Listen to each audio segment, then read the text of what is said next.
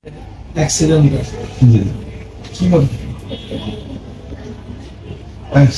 হলো তো আমি তো গাল্পিক মানুষ, গল্পই করি। আমরা যখন এখান থেকে রওনা করলাম, আমার সেদিন প্রোগ্রাম ছিল পোষায় প্রোগ্রাম ছিল, পরের দিন ছিল চাঁপাইনবাবগঞ্জ। যেহেতু কাছাকাছি প্রোগ্রাম, তো বেগম সাহেবাকে বললাম যে চলো একটু বেড়ানো হয়ে যাবে, তোমার প্রতিনিধিতে বেড়াতে চাইতে পারি না, চলো যাই আমরা। আর ওখানে গিয়ে পোষায় রাতে প্রোগ্রাম শেষ করে এসে রাজশাহীতে খালাতো বোনের বাসায় থেকে যাব। দিনের বেলা রাজশাহীর কোনো দর্শনীয় স্থান থাকে সেগুলো দেখে টেখে আমি আবার রাতের মাহফিলে চলে যাব চাপাই থেকে ফেরার পথে আবার আম্মু আছেন, চাপাই থেকে ফেরার পথে আবার কি করবো,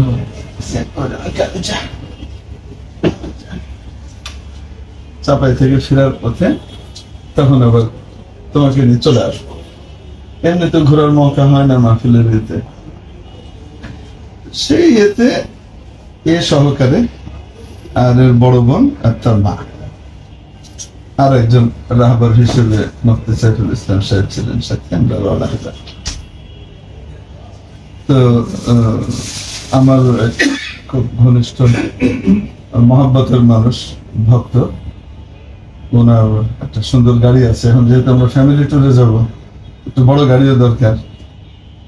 তো ওই ভাই প্রায় আমাকে বলেন যে হুজুর আমার গাড়িটা বাড়িতেই পড়ে থাকে, আপনি কোনো সময় কোথাও গেলে আমারটা যদি নিয়ে যান তো আমি খুশি হব। তো সোহেল ভাইকে বললাম যে ভাই যাবো একটু, তো উনি সাথে সাথে একদম গাড়ি পাঠায় দিলেন। আমরা রওনা হয়ে গেলাম। আল্লাহ না ফুড ভিলেজ আছে একটা এরিয়া, আপনারা তো জানেনি, যেখানে সব বাসগুলা থামে বগুড়ার আগে। হ্যাঁ, তো আমাদের ইচ্ছা ছিল আমরা বগুড়া শহরে নেমে নামাজ টামাজ করে খাওয়া দাওয়া করি। তো ফুড ভিলেজটা আমরা পার করে চলে গেছি। রাস্তাটা তো একেবারে পদ্মা হাইওয়ের মতো করা, মাঝখানে ডিভাইডার, ওই পাশের গাড়ি এ পাশে আসার কোনো সুযোগই নেই। আবার সাইডে ওয়াল দেওয়া আছে যেন বাহির থেকে কোনো গাড়ি ভিতরে ঢুকতে না পারে, এমন ভাবে সুন্দর রাস্তা। হঠাৎ আমরা একটা গাড়ি এই ফুড ভিলেজ পার হওয়ার মনে করেন 1-1.5 মিনিট পরে একটা বাস দেখলাম উল্টো দিক থেকে আসছে। কিন্তু যেহেতু এটা সমতল ভূমি, দূর থেকে দেখা যাচ্ছে, তো গাড়ির ড্রাইভার সাহেব সুন্দরভাবে তাকে পাশ কাটিয়ে চলে গেছে। এরপরে আমরা আরেকটা জায়গার সামনে আসলো, এটা কি যেন নাম, এটার যাই হোক, ওইটা মানে ফুড ভিলেজ থেকে ধরেন 3-4 মিনিটের দূরত্বে এরকম। ওখান থেকে আমরা ওই ওভার পাসে উঠবো, নিচ দিয়ে আন্ডারপাস, লোকাল আন্ডারপাস, ওভার পাসে উঠবো আমরা। এই উঠার একটু আগ দিয়ে এই উঠবো, ঠিক ওই সময় ওই পাশ থেকে একটা বাস মানে একদম জমদূতের মতো আমাদের গাড়ির উপরে এসে সর। আচ্ছা, আমাদের ডান দিকেও গাড়ি, আমরা বাম দিকে আছি, বাম দিকের লেনে আছি আমরা, ডান দিকে গাড়ি চলতেছে। তো স্বাভাবিক স্পিডে যেহেতু যাচ্ছে, তো যেগুলো বেশি দ্রুত যায় সেগুলো ডান দিক দিয়ে পার হচ্ছে, আমরা বাম দিকের ইয়েতে আছি, বাম লেনে। হঠাৎ করে এই বাস একেবারে আমাদের মুখোমুখি। এখন না আমরা ডানে যেতে পারছি না বামে যাওয়া দিয়ে আছে, একেবারে তার তলায় ঢোকার মতো অবস্থা। আমরা মোটামুটি কালেমা পড়ে ফেলছি, লা ইলাহা ইল্লাল্লাহ মুহাম্মাদুর রাসূলুল্লাহ, যে আমাদের আমরা সব পিছিয়ে যাবো আজকে। ফরচুনেটলি একটা রাস্তা আল্লাহ বের করে দিলেন, সেটা হলো ওই ওভার পাসে কেউ বাহির থেকে উঠতে হলে বা আন্ডার পাসে যেতে হলে সাইডের দেয়ালটা একটু কাটা ছিল ওই জায়গাতে, রোডস অ্যান্ড হাইওয়েজ এর তরফ থেকে ওই ফাঁকটা পাওয়া গেল, যে ওইটা দিয়ে কমপক্ষে সরাসরি মুখোমুখি সংঘর্ষটা থেকে বাঁচার জন্য ওইটাতে বেরিয়ে যাবে। ওখানে যে বেরোবে, ওখানে 30-40 জন লোক গাড়ি টাড়ির জন্য অপেক্ষা করে দাঁড়িয়ে আছে। এখন একটা গাড়ি 90-100 কিলোমিটার স্পিডের একটা গাড়ি 1 সেকেন্ডের ভিতরে তো আর ওখানে ওই ব্রেকটা করতে পারবে না, এটা তো ছেঁচড়ে যাবে। একটাই রাস্তা বাকি ছিল, যে ওই যে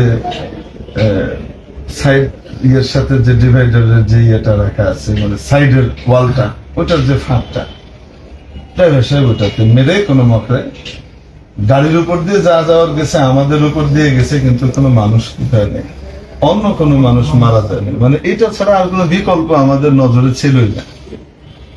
হয় আমরা সবাই মারা যেতাম, নতুবা ইনোসেন্ট কিছু মানুষ মারা যেত।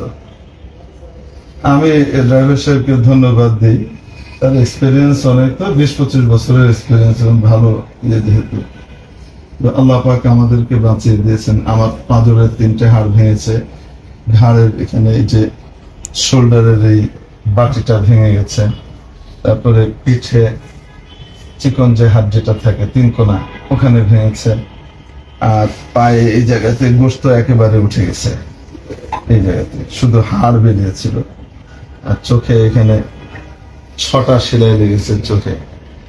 এই বাচ্চাটার মাথার এই জায়গাটা ডেবে গেছে, এখন এই জায়গাটা নরম, এটা আস্তে আস্তে শক্ত হবে। ডাক্তার সাহেবরা ওটা করার পরে সিটি স্ক্যান করার পরে আলহামদুলিল্লাহ যেটা হয়েছে, ডাক্তার সাহেব বললেন যে খুবই সৌভাগ্যের একটা বিষয়, এত বড় আঘাত পাওয়ার পরেও তার ইন্টারনাল হেমোরেজ হয়নি ভেতরে। তাইলে হইতো না। বেগম সাহেবের তো ডান দিকটা একেবারে থেতলে গেছে, কিমার মতো হয়ে গেছে একদম ভিতরে এই জায়গাটা, এইভাবে চেহারা মুখ তারপরে শরীর ফুলে ভয়ঙ্কর অবস্থা। তার একটা রিড ভাঙছে বুকের হাড়, আর সামনে যে ভদ্রলোক ছিলেন ওনার পায়ের হাড় ভেঙে গেছে, অপারেশন হয়েছে, আল্লাহ রহমতে আল্লাহ কামিয়াব করেন। ড্রাইভার সাহেব আল্লাহ পাক তাকে বাঁচিয়েছেন, তার যেহেতু সিট বেল্ট বাঁধাই ছিল সামনের যারা ছিল এদের, যার কারণে ছিটকে ওরা বাইরে চলে যায় নাই, এই একটা ভালো জিনিস হয়েছে। আর ওই বেলুন বেরিয়ে এসছে একটা, বুকে প্রচন্ড এয়ার ব্যাগ, বুকে প্রচন্ড চাপ খেয়েছে, জি, কিন্তু আলহামদুলিল্লাহ অনেক বড় ধরনের কিছু হওয়া থেকে আমাদের ড্রাইভার যিনি ছিলেন তার ভেঙে। হ্যাঁ, এই হলো ওই সময়কার অবস্থা। জানতে পারলাম মজার ব্যাপার শুনে, পরে জানতে পারলাম আমাদের সাথে সাথে হসপিটালে নিয়ে গেল, ওই এলাকার লোকজন বলা বলি করছে যে এই কালকেও 5 জন মরল, আজও দেখো গেল। তো ওখান দিয়ে এইভাবে গাড়ি উল্টা আসে। উল্টাটা কেন আসে? ওই আগে তো এটা এক্সপ্রেসওয়ে ছিল না, মাঝখানে ডিভাইডার ছিল না। রংপুর বগুড়া থেকে ঢাকাগামী গাড়িগুলো আসার সময় ফুড ভিলেজটা তাদের ডান দিকে পড়তো, তো রং সাইড দিয়ে তারা পার হয়ে চলে আসতো ইশারা দিয়ে। এখন ডিভাইডার হওয়ার কারণে তাদেরকে কয়েক মাইল দূর দিয়ে আন্ডারপাস দিয়ে ঘুরে আসতে হয়। এখন কিছু গাড়ি অসৎ এরা এই কষ্ট করে ঘুরে আসবে না, এখান দিয়ে রং সাইড দিয়ে এখান দিয়ে যায়, আর এটাও প্রায় 4-5 কিলোমিটার রং সাইড দিয়ে মারে।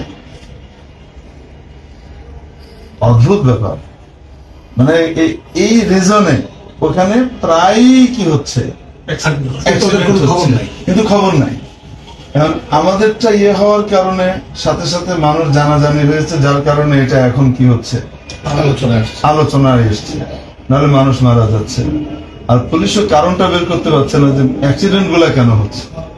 যখন কেউ জানে যে সামনে থেকে কোনো গাড়ি আসার কোনো সিস্টেমই নাই, সে স্বাভাবিক গতিতে সে একটা রিল্যাক্সলি গাড়ি চালাবে। ফট করে সামনে জমদূত আসলে সে কি করবে? মানে ওই সময়টায় আমাদের ড্রাইভার হয় ওই গাড়ির তলায় যেতে হবে, নয় পাশের যে বাস আছে তার সাথে যেটা সহি ট্র্যাকে যাচ্ছে তার সাথে বাড়ি দিলেও তো বাঁচার কোনো উপায় নেই। একটাই মাত্র রাস্তা ছিল, সাইড ওয়াল যেটা ছিল সেই ওয়ালের ওই জায়গাতে মেরে কোনো মতে আমাদের গাড়িটা থেমেছে শুধু। তবে ওই অ্যাক্সিডেন্টে আমরা বাঁচার কথা না, এটা আল্লাহ পাকের খাস কুদরত দিয়ে আপনাদের দোয়া বাঁচিয়ে দিয়েছে। দেখতে গিয়েছিল গাড়ি যারা, তারা ছবি তুলে এনেছে। আমার এই কাঁধের বাড়িতে আমি যে ছিটকে গিয়ে বাড়ি খেয়েছি, ওখানে ড্রাইভারের সিটটা পিছন থেকে বেঁকে ভিতরে ঢুকে গেছে, ভেঙে গেছে আমার এটার আঘাতে।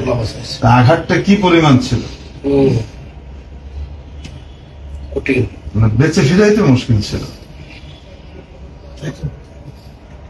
আল্লাহ আপনার নতুন জীবন। এখন তো আবার একটা ইয়ে আছে, পরে আমি খোঁজ খবর নিলাম আমার ওই বন্ধুর কাছে যে ভাই গাড়ির ক্ষতিপূরণ তখন তো বললো যে ভাইজান আপনি এটা কি বলেন, আপনার কাছ থেকে আমি এটা নিয়ে নিবো, আমি তো এটা ফার্স্ট পার্টি ইন্স্যুরেন্স আমার করা আছে, অ্যাক্সিডেন্ট হলে তো সেটা তো পুরো দিবেই। কিন্তু আপনি তো জানেন আমাদের বাংলাদেশে ইন্স্যুরেন্স কোম্পানি গুলো করানোর সময় তো 2 মিনিটের সিগনেচার নেয়, দেওয়ার টাইমে সব মানে ঘানাই বানাই আর ভাই জমি। হ্যাঁ, টাকাও নেয়, প্রচুর টাকা নেয়। আচ্ছা, যেহেতু গাড়িটা উনি লোন করে কিনছে, এই জন্য একদম পূর্ণাঙ্গ ইন্স্যুরেন্স এটা। ব্যাংক তো ফুল ইন্স্যুরেন্স ছাড়া কি করে না, দেয় না, মানে নাম কাবাস্তে ইন্স্যুরেন্স না, ফুল ইন্স্যুরেন্স করা আছে। আল্লাহ মাফ করুক, দেখা যাক এখন ইন্স্যুরেন্স কোম্পানিকে তাদের গুডউইল রাখে নাকি 2 নম্বরই করে, দেখা যাক, আল্লাহ ভালো জানে। 2 নম্বরই করলে টেম্পোরারি করবে, কিন্তু ওর অস্তিত্ব থাকবে না ওই ইন্স্যুরেন্স কোম্পানি মালিক। আশা করি ইনশাআল্লাহ পজিটিভলি তারা আমাদের সাথে আল্লাহ হেদায়েত করুক, আল্লাহ হেদায়েত করুক। আপনার সাথে এটা আসলে তো শুধু গাড়ি না, বাংলাদেশে নিয়ম অনুযায়ী যদি আমি তো জানি যে যারা আরোহী সহ কি হয়, আরোহীর জানমালের ক্ষতিপূরণ সবকিছু সহ এটা কি করতে হয়, ড্যামেজ দিতে হয়।